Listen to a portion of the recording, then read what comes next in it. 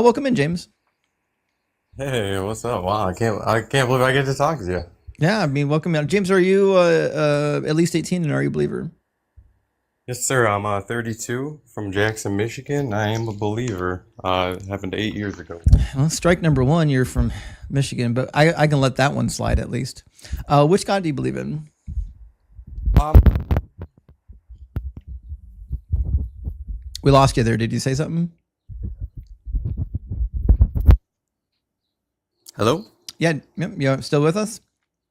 Oh, yeah, yeah, yeah, I'm here. Yeah, I do believe in Jesus. I believe in God of the Bible.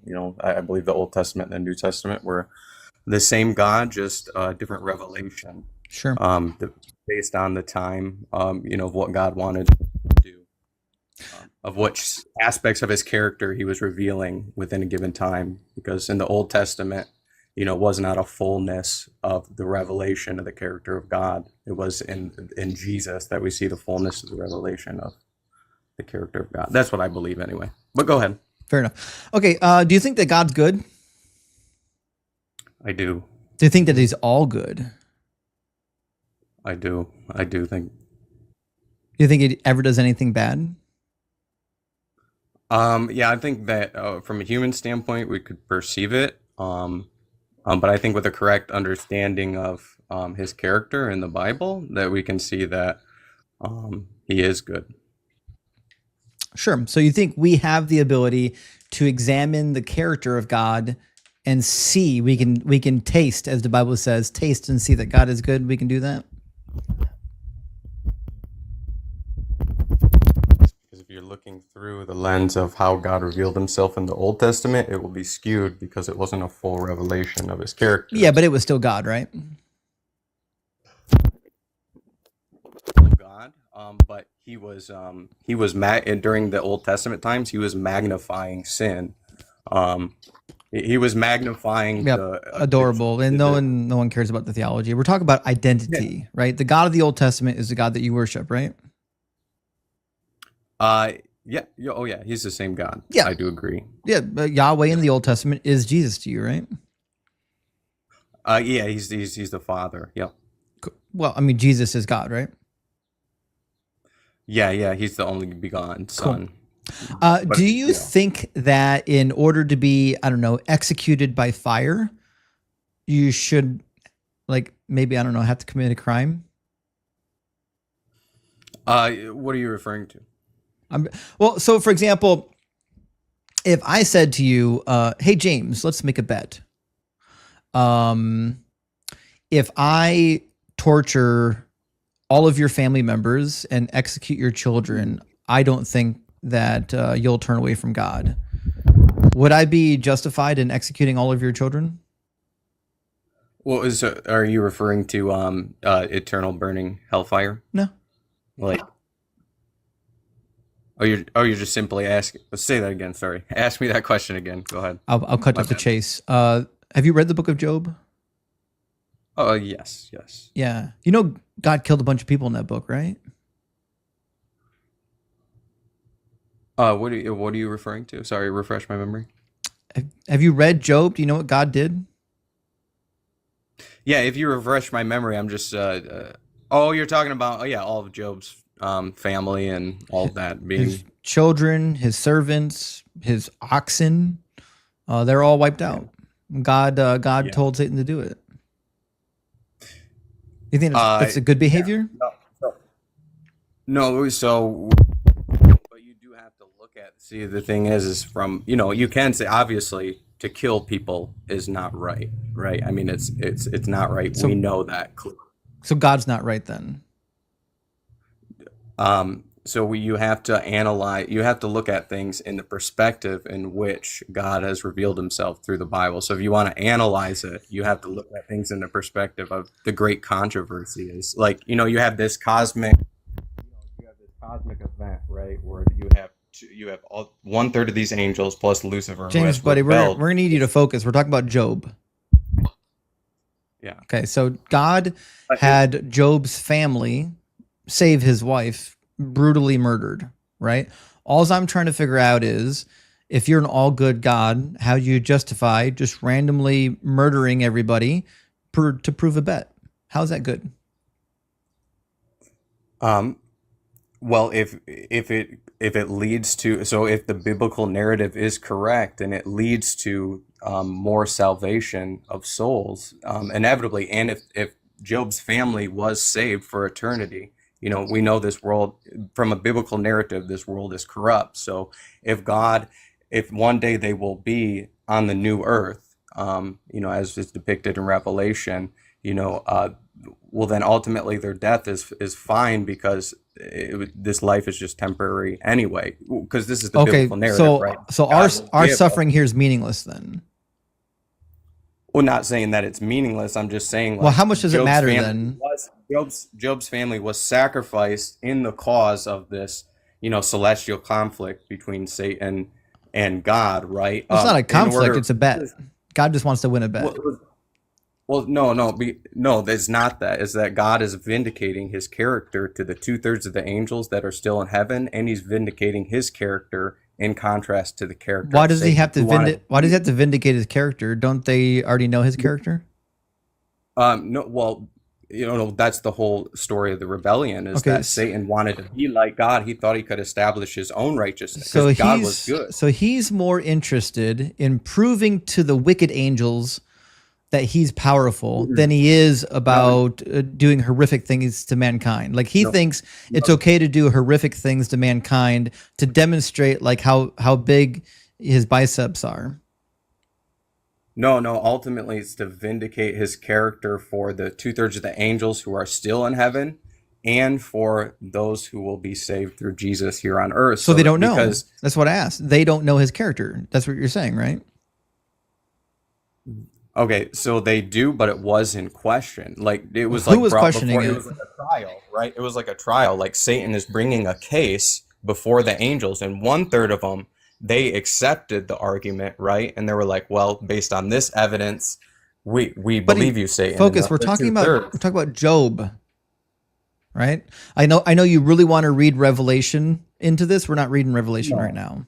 We're yeah, reading Job, okay? no. I'm just saying, So like you have to so look at in it the in the book of light of the Job, the angels have already been theoretically cast out. That's why Satan is not dwelling with God. He has to approach God, although there's certainly an argument that that's not the case, but that seems to be the case. So Satan is in some kind of partnership with Yahweh. How does Satan not know Yahweh's character?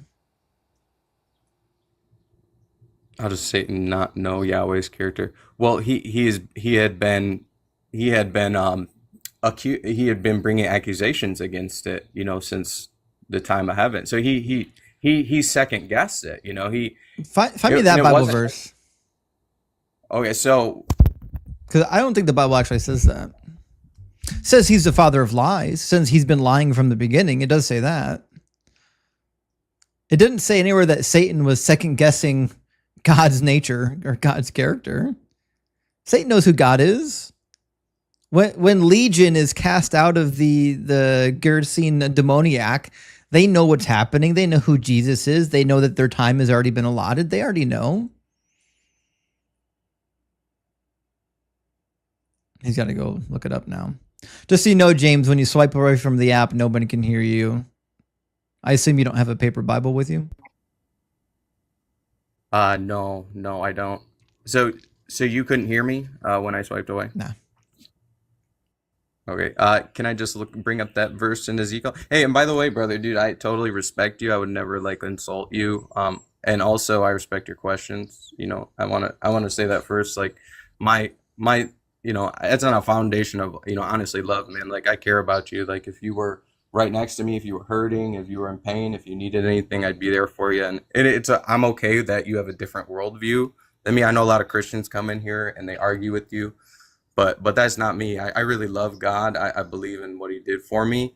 But I totally respect where you come from too, and how you have different beliefs and I also respect your intelligence too, and how you've, tried to discern reality and, based through science and all that. And I understand that, science is real. We can observe things in Did you meters. mean Zechariah, not Ezekiel? Satan doesn't make an appearance in Ezekiel as far as I'm aware. No, it is Ezekiel. It's talking about how he wanted to ascend to the north. He wanted to sit in the seat of the north. Ezekiel 28 is He, not about Satan. Just so we're clear. Gotcha. So It's I about- believe that it is. It's about the king Yeah, of let me Tyre. try to find the verse. It's Ezekiel 28. Yeah, let me It's about try the to- king of Tyre. So yeah, but I believe in there that prophetically it is speaking about Lucifer Why? for a moment. Why? Why would you think that? And I do want to, let me just find that verse, and I wanted to read it, and then maybe we can dissect it a little bit of why I do believe that. Yeah, so if that's cool, I'll just pull it up. But yeah, this totally, for me, it's respectful conversation with your brother. I know we're not necessarily, you're not going to be converted. I'm not going to be converted because, I mean, just give me 1 sec. Let me pull up the verse. And thank you for your patience. I've got it pulled up. I can read it to you. Yeah. Go ahead and read it then. Okay, I'm going to put it on the screen so everyone can see it. The word of the Lord came to me, mortal, say to the prince of Tyre, thus saith the Lord God, because your heart is proud, and you have said, I am a god, I sit in the seat of the gods, in the heart of the seas, yet you are but a mortal, no god. How is this about Satan? So again, I just, When you swipe away, we can't hear you. sorry, I'm not sure if that's exactly right where I was speaking of. I would have to take a second and find it and bring it up to be able to, properly convey my argument. Okay. Well, we can get buried in Ezekiel 28. It won't turn out the way you hope. Or we can get back on topic to the topic of Job, right? So trying to figure out why it's justified for God to execute all these people just to win a bet. Why? Why is that a thing? Because I think it's much bigger, and it actually, the impact of it was not just for those people. I believe it was for the angels, and it was for the generations of man who would come to have a revelation of God's character through this story. To understand. Sounds like a bad plan, because when I believe read that the story, I read a story greater. of a God who's like a complete prick, right? In fact, the Job story is one of the many stories that I hear over and over again in the deconstruction community that turn people off to God. If this is God's character, I don't want nothing to do with this asshole.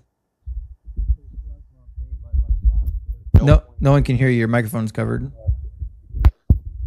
I was going to say there's no point to go out into the Old Testament and pick out these events, because they were and Paul clearly states that they were a veiled revelation of the character of God. If you want to see the character of God, go to Jesus. But if this is veiled character of God, I don't want to see the rest of it, right? If the only part we get to see is the horrific shit, I don't want to see anything. Yeah, no, but Jesus was the full revelation, and you see it, and when he met the harlot, the adulterous woman who he didn't condemn. John chapter 8 is not even part of the original gospel. I could care less about that. It also doesn't matter, right? Because if God was doing horrific shit in the Old Testament, that means Jesus did the horrific shit in the Old Testament. Jesus is God. Yeah, no, I get what you're saying. But like I said, there was a point to it, and it wasn't just to do horrific stuff. It wasn't that. Did God need to kill Job's servants? Let's see. Did he need to? I would say, based on his choice, he did. That we could dig into that. For sure. So I'm not saying that and again, I get what you're saying. Nobody, I can't sit here and say that, killing in any form is good, right? But I'm just saying you have to look at things from the bigger picture. I am. That's why I'm trying to figure out why God needed to kill all those people in the book of Job. He just allowed Satan. Did God know that he would win the bet? Yeah, I mean, he did know. He did. Did Satan not know that God is all powerful? Yeah, but obviously, But you keep putting your hand over your microphone. No one can hear you. yeah, no, I'm not. It might just be my phone. Okay. So according to the story of Job, it's happening because of a bet. Satan comes to Yahweh, and Yahweh is like, hey, have you checked out my servant Job? That dude's awesome. He'll never betray me. God initiated that shit. Gotcha. Well, I thought it was that Satan came before God first. Satan came before God, and God offered up Job. Right? It says, one day the heavenly beings came to present themselves before the Lord, and the accuser also came among them. And the Lord said to the accuser, where have you come from? The accuser answered the Lord, from going to and fro on the earth and from walking up and down on it. The Lord said to the accuser, have you considered my servant Job? There's no one like him. So God started this whole tit for tat saying, hey, what about this guy over there? You want to fuck his life up? Gotcha. Well, but the thing was that Satan, the whole thing is he's accusing God before the angels, before man. That's not in the book. God already knew his. Well, that's not in the book. But are you having a wrestling match with your phone? What is happening? I don't know. Maybe it's just my phone. This is a new phone. I'm just sitting here holding it. Okay. So anyway, but the text doesn't say anything about God and Satan going to war or anyone doubting anybody, right? But that's what Satan the whole thing was comes to Yahweh. Satan's doing what he's supposed to do. He's on the earth being the accuser. And God said, hey, check out Job. So God initiated it. Yeah. Do you see the problem? Well, not really, because Satan, that's what Satan was. The whole thing started in heaven. He was already accusing God before all this happened, and then he was accusing James, that's not in the book. We are in the book of Job right now. Try to stay focused. In the book of Job, the course of events is that Satan is already on the earth, and his job, his task is to be the accuser.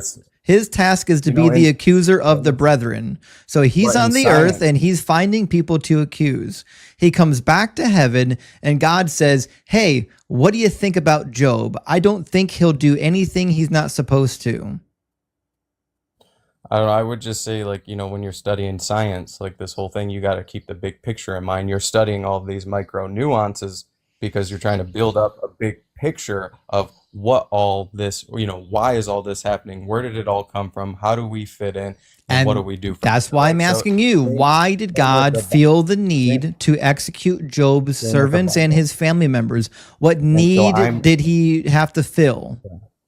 So I'm expanding and I'm going back to the rebellion in heaven, and I'm conveying of how that James, correlates. It already happened in your worldview. It's been done. That was 1,000 years ago. In your worldview, the rebellion already happened. It's already over. Satan is already on the earth. The other angels are already bound in chains in Hades waiting for judgment. That's already happened. Nobody cares. But you're not understanding is that there's a continuation of it. That's why Satan wasn't just destroyed back then. He was allowed to come to the earth, and then his because Satan, you're making it worse, James. The more you talk, the worse you make it sound. If Satan was so bad, why didn't God lock him in chains like the other angels? Because he wasn't up in heaven killing babies and raping babies. I know that's what God did. God's killing and raping babies. Yeah. God's the evil one, not Satan. So hold on, you're making accusations, and it's better that we just have a discussion. If you want to hear you invited me on here to also hear my side of things, and I'm willing to hear yours, but you have to be, have respect for me as well as a human, and listen to what I'm trying to say instead of trying to dominate me and submit me into believing what you believe, and check and get me into a logical checkmate, because that's already happened 1,000 times. You just don't know it yet. But But again, that's not loving. That's not, respectful. Like you should be doing. I'm not a You should be Christian. doing what you're doing. My job. I know, I'm not but- commanded to love you. I'm here to knock some sense into you right now. Well, I know, but that's that's not going to happen. I know. Yeah, it's not going to happen. I'm not here, but I'm not here to do that to you. That's not right to do that to anybody. Like you think Christianity is bad because you think that the whole concept of it is to force, and that's not like no. Like God allows free will. I didn't say that at all. Buddy, just stay, James. I know this is hard for Christians, but try to stay focused. I know you want to go on to ramble roller coaster and go on all these preaching pivots. Nobody gives a shit. We've all heard a million sermons. There's nothing you can ever say that's ever going to be new to us. There's not a single thing you could ever preach, James, that we haven't heard. So if you want to have a productive conversation, stop worrying about preaching and try to stay focused on the actual conversation at hand. And what we're trying to do is just fucking figure out what was the need. What is the need for God to kill these people? Why did he have to do it? Yeah, it all plays out into the vindication of his character so that sin will never rise. Doesn't answer my question. Why does he need to do it? I guess apparently, well, I mean, that's a very deep question. It's an easy question. It would have to be pondered. Well, no, it's not, because I believe that the Bible is true. So therefore, it's hard for you. I know it's easy for me. I could say, oh, because he's a prick. It's hard for you because you're recognizing that this behavior is not good and it doesn't match this idea of being an all good God. That's why it's hard for you. It's easy for the rest of us. But no, it's not. I believe that God's character has been vindicated to me. Any question that I've had has been answered. Like, I don't think it makes God bad because he allowed those things to happen. He caused them. He didn't allow them. He caused them.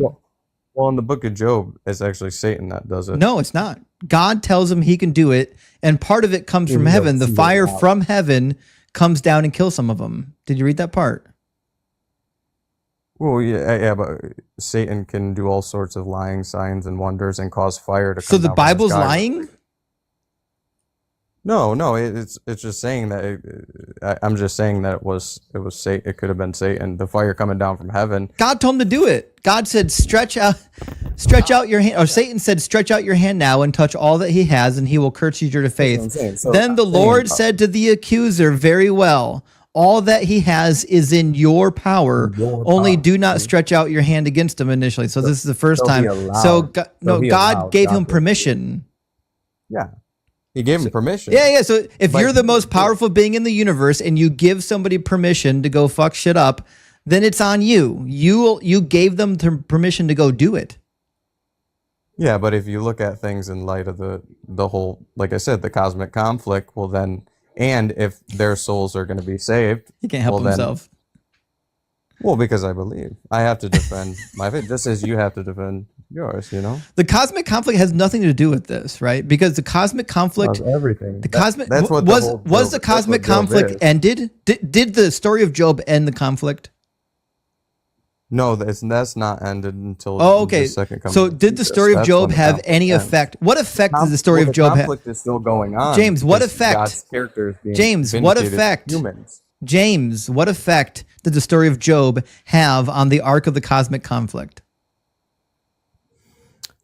Let's see. What did it change?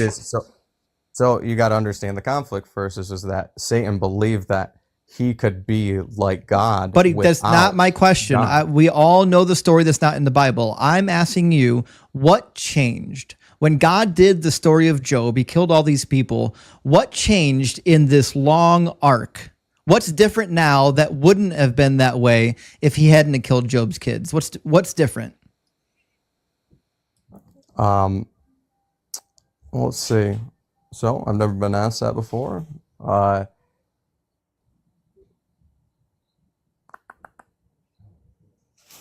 The answer is nothing because they're not related. I've been trying to tell you for a half hour. They're unrelated stories. Gotcha. Job killing these kids has nothing to do with the overall redemptive arc of the Bible. Well, at the end of the day, it was to reveal something about the relationship between God's kids and him. What did it And reveal? Satan was accusing them that, well, because it's all about righteousness. It's all about justice and like, is God just? Is God righteous? He's not. Satan didn't believe he was. Satan didn't believe Because he's he not. was either. But this was all of this was to reveal actually that God is. Okay, so God had to kill Job's innocent children and innocent servants and his animals to demonstrate how good he is. Gotcha. Well, again, so in this specific case, I've never I've been asked that, and so it's not that there isn't an answer or that there isn't a legitimate answer. There's not but one, by the way. just maybe that I can't give that to you in Right. this. But but that doesn't necessarily mean that there isn't, just because I can't give you one right now. There's not a good answer because it's a ridiculous story, and Christians read it through like the blood Jesus goggles rather than the logic and rationality goggle. Yeah, and it was fair for you to believe that. No. But I don't. I believe God is good, and He's been so good Well, to he's me. clearly not. No one cares if he's good to you. We care if he's good overall. So do you think that like if somebody commits a crime, let's say the crime is worshiping another god, do you think it's appropriate to punish them by making them cannibalize their own children? Gotcha. Yeah. What are you referring to?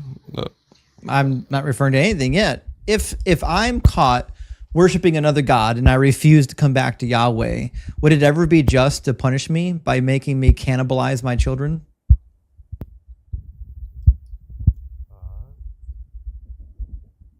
I mean, I guess I just don't know what you're talking about. I'm talking about an easy yes or no question. If I worship another god, I'm committing a grave sin according to Yahweh.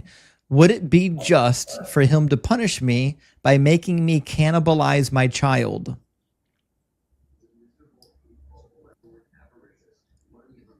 Yeah, I guess I'll just, I mean, tell me what you're referring to. It's a hypothetical. I'm not referring to anything yet. It's a hypothetical. If X, then Y. If I worship another god and I turn my back on Yahweh, is it justified for him to force me to cannibalize my child? Is that a justified punishment? No. Let's just say no. And why? Why is that not justified?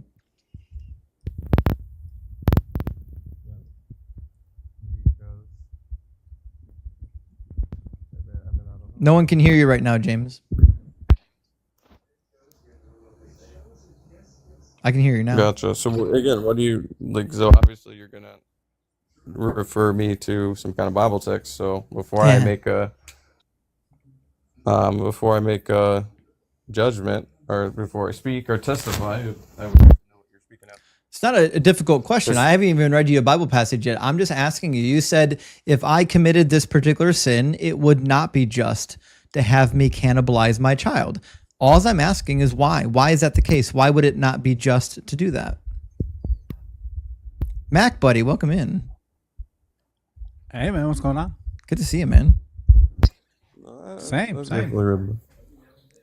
We've got a guy here who knows it's wrong to punish me by cannibalizing my children, but can't tell me why. That is a tough one. That's a tough one. Mac, if I asked you, if I committed a sin against Mac, would it be a good thing as punishment for me to have to cannibalize my child? Was that a good or a bad thing? I'm going to have to get back to you because it's at first blush, it sounds bad. Right. I will admit that. Like, it sounds less than ideal. Yeah. But I don't know. I don't know if we can really say. Who could ever know? I had a burning question about Job. I know we're a little bit past it, but I really need to know a question for him. Well, I think the If Lord you don't raptured him. He's teacupped right now. I don't know what happened. There he is. Yeah, he had bars and teacup. He's been wrestling with his phone for a little while. I don't know if he finally dropped it or. Welcome back, James. Gotcha. Yeah, no, I'm here. I Okay. mean, I would just say from the surface, maybe it does, but I'm sure um, there's legitimate reasons. Reason for what? Honestly, We I haven't mean, even the read the truth is, passage yet. I'm not. I'm trying to keep the conversation linear. Okay, so I asked you, would it ever be right to punish me by having me cannibalize my child? You said no. I said, cool, we agree. Now, why do we agree? Why do we both think that that wouldn't be a good thing? Well, because obviously any kind of murder.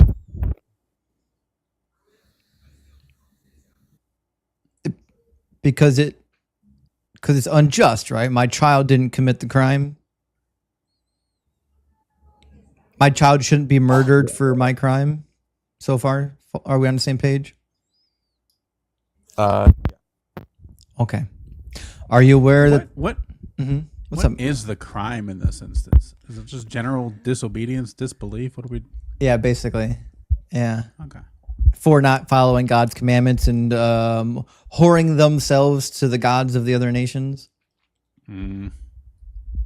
Yeah. So in God's punishments in Leviticus 26 and Jeremiah as well, we can start in Leviticus, God says in his punishments, he's going to bring such great slaughter from the invading nations that you're going to eat the flesh of your sons and the flesh of your daughters. That's part of the punishment that God is putting on his people. You think that's a justified punishment? so are you sure that it's him putting it on it, or is he just declaring what's going to happen because they're going to choose to do that because of Oh maybe no, the famine? he's causing it to happen. He tells you in Leviticus 26 that he's going to use it as a punishment. Yeah, see, that's why I didn't want to speak, is because I am kind of unfamiliar with this particular passage. Yeah, so start So let's in verse 23. If in spite of these punishments you have not turned back to me, but continue hostile to me, then I too will continue hostile to you. I myself will strike you sevenfold for your sins. I will bring the sword against you, executing vengeance for the covenant. And if you withdraw into your cities, I will send pestilence among you, and you shall be delivered into enemy hands. When I cut off your supply of bread, 10 women shall bake a single bread in your. 10 women shall bake bread in your single oven, and they shall dole out your bread by weight. And though you eat, you shall not be satisfied. But if, despite this, you disobey me and continue hostile to me, I will continue hostile to you in fury. I will in turn punish you myself sevenfold for your sins. You shall eat the flesh of your sons, and you shall eat the flesh of your daughters. So he's saying, I'm going to bring an invading army, and they're going to slaughter you, and they're going to hole you up in the city, and you're going to be starved out. You're going to be starving so much that you eat your sons and daughters. Yeah. I don't think that he's forcing him there, but He is. again, I think you would just have to look at context there, It's- and James, it's a again, punishment. Everything has to be looked at. James, it's a punishment. God's doing it. It's his punishment. Does God not have control over his own punishment? Yeah, he does. But Well, again, then I don't want it's him doing it. Like No, if I put a lion in the room full of children and they misbehave, I'm like, oh golly gee, I can't be held accountable for what the lions did. That's crazy. No, again, that I don't know. I believe that God had a good reason for it, or else he wouldn't have done it. What's the good reason? Like I said, it all has to do with saving souls for eternity. The cosmic conflict, God's sin never rising up. He doesn't want this to ever happen again. He doesn't want death to ever exist again. I mean, look at Revelation. The whole thing is to bring everybody back into harmony with God again. They always go into preach rebellion. mode. They can't help it. They can't help it. There can't be people. There's not going to be people in the new earth that will rebel against God again. There will be love. There will be no more tears. There will be no more pain. There will be no more suffering. Everybody. You missed the most because important part righteousness- from Revelation 21. righteousness comes You missed the from you faith. missed the most Righteousness important comes part. from- The whole thing is that righteousness comes. You from missed the faith. most It doesn't important come part, from- James. If you're going to quote the passage, don't miss the most important part. What's that? No more death. Yeah. And I see why that's bullshit.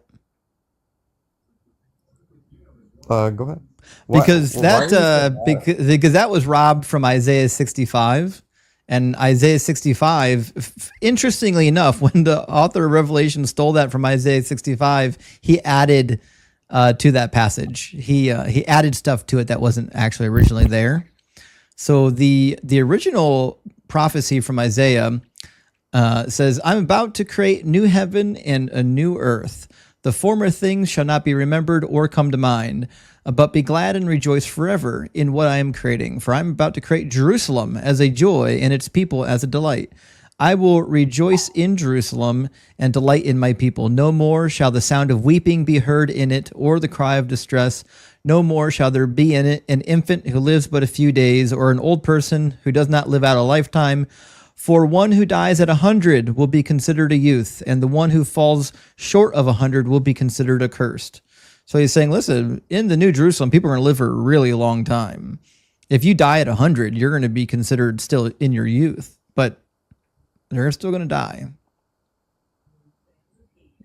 Well, I mean, that's not what it says in Revelation. The whole point is I know, that's my point. It's a contradiction. Well, anyway. Did God change his mind? No, I don't believe he did. Oh. And just because I don't, I'm not able to refute every single point that you said. That wasn't my intent, actually, to come in here and refute every single point, but just to defend God, because honestly, I live under the New Covenant, so I mainly study the New Testament because that was the fullness of the revelation of God. And I've had experience with God for these last 8 years. Like, God has, I come to me like a father, and I've experienced his love and his grace and everything that he said about the human heart and about what's going on this earth. I've seen to be true, and he's loved me, and he's changed my heart just as he said he would. And I realized I was a sinner. I was incapable of They love. can't help themselves. They have to preach. Like it's so deep inside of them. They can't help themselves. Well, that's because that's what I came here to do, is to James, James, I've heard more sermons than you'll ever hear in your lifetime. No one cares. There's not a word you're ever going to preach that I haven't heard 1,000 times. You're wasting your breath. So just so you know, James, the more you preach, the more my audience thinks you sound silly. That's okay. I'm not ashamed of the gospel. No one said you're ashamed of it. We're saying that you should be ashamed of it, right? Getting up here on a live stream where we're talking about substance, we're talking about actual topics, making very clear, concise points, and then you dive into preach mode. All that tells us is that you're not mentally and emotionally capable of having dialogue. No, I did to the extent that Yeah, so no one cares about preaching. According to me. Well, there are some people who might, No, they don't. No one does. You're fooling yourself. No one cares about your preaching. Your preaching's useless here. Your preaching's as weak as your God is. Your God is completely weak. That's why he has to pick on women in the Old Testament.